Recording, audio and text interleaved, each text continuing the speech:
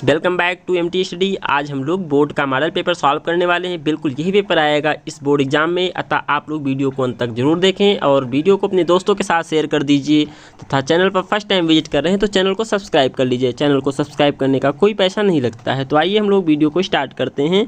इसमें कुछ दिशा निर्देश हैं, उसको भी हम लोग पढ़ते चलेंगे चूँकि ये पेपर जो है बिल्कुल बोर्ड पेपर में आने वाला है, तो इसको सीरियसली डिस्कस करने वाले हैं। फर्स्ट क्वेश्चन है आपका, पहले हम लोग देख लेते हैं कुछ दिशा निर्देश। 3 घंटे 15 मिनट का पेपर होगा, 70 नंबर का पेपर होने वाला है ये। तो इसके बाद यहाँ पर पहला पॉइंट है, प्रारंभ के 15 मिनट आपको प्रश्न पत्र पढ़ने के लिए दिया जाएगा तथा जो खंड प्रश्न पत्र है 2 खंडों में विभाजित होगा। आ और बा, जो आ खंड है वो बहुविकल्पीय होंगे यानी ऑब्जेक्टिव टाइप क्वेश्चन होंगे। इसको काले या नीले बाल पॉइंट पेन से इसको फिलअप करना होगा। OMR शीट आपको दी जाएगी। खंडा में बहुविकल्पीय प्रश्न हेतु 1 नंबर निर्धारित किए गए हैं। OMR शीट पर अंकित किए गए क्वेश्चन को आप काटते हैं या कुछ और करते हैं, एक से अधिक चिन्ह पर सर्कल करते हैं तो उसके मार्क्स आपको नहीं मिलेंगे, वो मार्क्स आपके डायरेक्ट कट जाएंगे। प्रत्येक प्रश्न के सम्मुख उनके निर्धारित अंक दिए जाएंगे। तो आइए यहाँ पर पहला क्वेश्चन स्टार्ट करते हैं ऑब्जेक्टिव का। ऑब्जेक्टिव हम 20 क्वेश्चन कराएंगे, आप लोग बताइएगा कितने क्वेश्चन आप लोगों के सही जा रहे हैं। पहला क्वेश्चन है, बाबू गुलाब राय किस युग के लेखक थे? तो इसका B option is correct, Dwivedi युग के बाबू गुलाब राय लेखक थे। सेकंड क्वेश्चन है, चिंतामणि किस विधि की रचना है?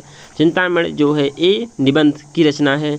गबन किसकी रचना है? तो गबन जो आपका है वो मुंशी प्रेमचंद्र जी की रचना है। शुक्ल युग की समायोधि कितनी है? तो 4 का आपका 20 सही है, 1919 से 1938 तक। नेक्स्ट क्वेश्चन है आपका 5, नीण का निर्माण फिर किस विधा की रचना है? तो ये आपका सही जवाब है बी, आत्मकथा। नेक्स्ट क्वेश्चन है आपका, प्रिय प्रवास किस युग की रचना है? तो 6 का ए परफेक्ट आंसर, द्विवेदी युग। मधुशाला किसकी रचना है? तो सी, हरवंश राय बच्चन की रचना है।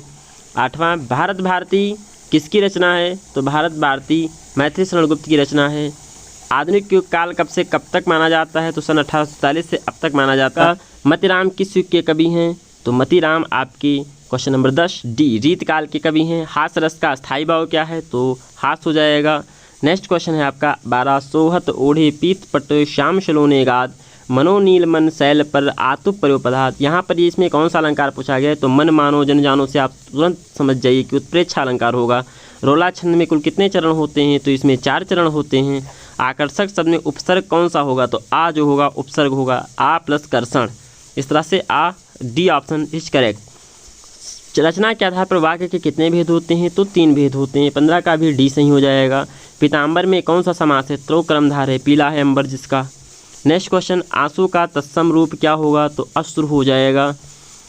कृतवाच्य में किसकी प्रधानता होती है? तो कर्ता की प्रधानता होती है। ताभ्या शब्द में वचन एवं विभक्ति बताइए। चतुर्थी विभक्ति बहुवचन होगा। नेक्स्ट, मनुष्य में निम्नलिखित में सर्वनाम है, तो सर्वनाम वह जो होगा वो सर्वनाम हो जाएगा। यहाँ पे आपको एक गद्यांश दिया जाएगा, गद्यांश को पढ़ करके आपको 3 आंसर देने होंगे। प्रत्येक क्वेश्चन 2 नंबर का होगा। उपयुक्त गद्यांश का संदर्भ सहित व्याख्या करना है। आप इस गद्यांश को पढ़िएगा और इसकी व्याख्या दी करिएगा। और संदर्भ लिखिए, फिर गद्यांश का संदर्भ लिखिए, फिर इसकी व्याख्या करना है आपको। लेखक के अनुसार समाज में विभिन्नता देखकर लोग एक दूसरे की ओर क्यों आकर्षित होते हैं? तो ये भी आपको जवाब देना है। यहाँ पर दिया गया है तो कोई बात नहीं, एक स्वभाव रुचि के लोग मित्रता हो सकती है। समाज में विभिन्नता देखकर लोग एक दूसरे को आकर्षित होते हैं जो गुण हम में नहीं होते हैं। हम चाहते हैं कि ऐसा कोई मित्र मिले जिसमें वही गुण हों, तो इसको विभिन्नता को देख करके जो एक दूसरे को आकर्षित होते हैं। अगर ये आपको नहीं आ रहा तो दूसरा पैराग्राफ भी दिया जाएगा, यहाँ से आप देख करके भी आप सेम क्वेश्चन कर सकते हैं। यहाँ भी 6 नंबर के होंगे, प्रत्येक क्वेश्चन 2-2 नंबर का होगा। इसके बाद पद से भी आपकी 2 दिए जाएंगे, 2 पद्यांश दिए जाएंगे। दोनों में से किसी एक का आपको संदर्भ सहित व्याख्या लिखनी होती है और इसके साथ साथ अलंकार भी बताना होता है जो अंडरलाइन वर्ड होता है। चरण कमल बंद ओहर राय, बहुत ही इंपॉर्टेंट पैराग्राफ, इसको आप अच्छे से कर लीजिएगा। तो इसमें इसका पद्यांश लिखना, संदर्भ लिखना है और इसकी व्याख्या करनी है और अलंकार बताना है कि बहरो सुने गूंग पुनि बोले रंग चले सिर छत्र धराई। इसमें अलंकार बताना है आपको रेखांकित की। और दूसरा दिया गया है, इसका भी आपको संदर्भ लिखना है, व्याख्या लिखनी है और इसका अलंकार बताना है। लेकिन हम एक चीज़ यहाँ बताना चाहते हैं कि यहाँ जो सूरदास के पद हैं वो बहुत बार पूछे गए हैं, तो सूरदास की जितने भी पद हैं सभी की व्याख्या आप कर लीजिएगा अच्छे से। दिए गए संस्कृत, इसमें 2 संस्कृत के गद्यांश दिए गए होंगे जो आपको करना होगा, उसकी संदर्भ सहित व्याख्या करनी होती है। संदर्भ के 2 नंबर, व्याख्या के 3 नंबर मिलते हैं, कुल मिलाकर के 5 नंबर यहाँ भी मिलने वाले हैं।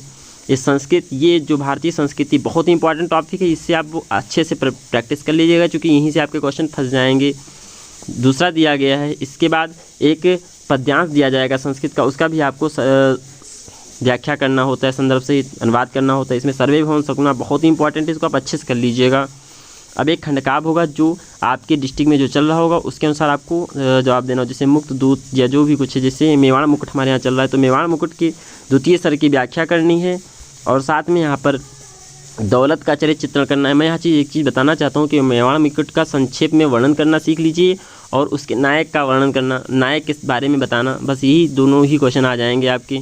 इसके बाद आता है किसी लेखक के जीवन का परिचय लिखना है, तो 3 दिए जाएंगे जिनमें से आपको किसी एक के बारे में लिखना होता है। 3 नंबर लेखक के जीवन परिचय का, 2 नंबर उनकी रचना का मिलता है। ये तीनों ही बहुत इंपॉर्टेंट है, तीनों कर लीजिएगा, जिसमें एक न एक आ जाएगा। बोर्ड पेपर वैसी पेपर नहीं बनाता है, बहुत ही सोच करके पेपर देता है, इसी में तीनों में से एक न एक आपको देखने को मिलेगा। ये पेपर में लगभग आपके 60+ नंबर यहीं से देखने को मिल जाएंगे, तो आप पेपर को अच्छे से देखिएगा। इसमें भी 3 दिए गए, इनमें से तीनों में से कोई एक आ जाएगा। इसके बाद अपनी पाठ्यपुस्तक से कोई एक श्लोक लिखना है जो प्रश्न पत्र में ना आया हो, 2 नंबर का होता है। इसमें 2 प्रश्न दिए जाएंगे, दोनों का आपको अनुवाद उत्तर संस्कृत में देना होता है। इसमें बेन वीर केन पूजते लॉक कर लीजिए, पूर्वराज कहाँ स्थित और यथार्थी संस्कृत मूल की मस्जिद, ये तीनों में से कोई ना कोई एक आ ही जाएगा, दोनों पक्का इसमें से आ जाएंगे। अब आपको एक विषय पर निबंध लिखना होता है, तो पर्यावरण संरक्षण बहुत इंपॉर्टेंट, आतंकवाद, जनसंख्या और नारी सशक्तिकरण, ये चारों इंपॉर्टेंट है, जिसपे चारों पर आप प्रैक्टिस कर लीजिएगा और चारों में से कोई ना एक आपको दिखाई दे सकता है। अपनी विशेष रुचि को उल्लेख करते हुए अपने मित्र को एक पत्र लिखना है, या आप ये उत्तर मध्य रेलवे की एक शिकायती पत्र जिसमें टिकट निरीक्षक द्वारा किए गए अवैध व्यवहार का उल्लेख हो, ये भी आप लिख सकते हैं। 4 नंबर का यहाँ भी आपको मिलेगा। तो ये पेपर बहुत ही इंपॉर्टेंट था। आप लोग अगर इस कंप्लीट पेपर को डिस्कस कर लेंगे, अच्छे से आप सॉल्व करके जाएंगे, तो आपके 65+ नंबर आपके आने वाले हैं, मैं गारंटी लेता हूँ इस पेपर में। तो ये वीडियो आप लोगों को कैसा लगा अपने दोस्तों के साथ शेयर कर दीजिए और चैनल को सब्सक्राइब कर लीजिए। Thank you.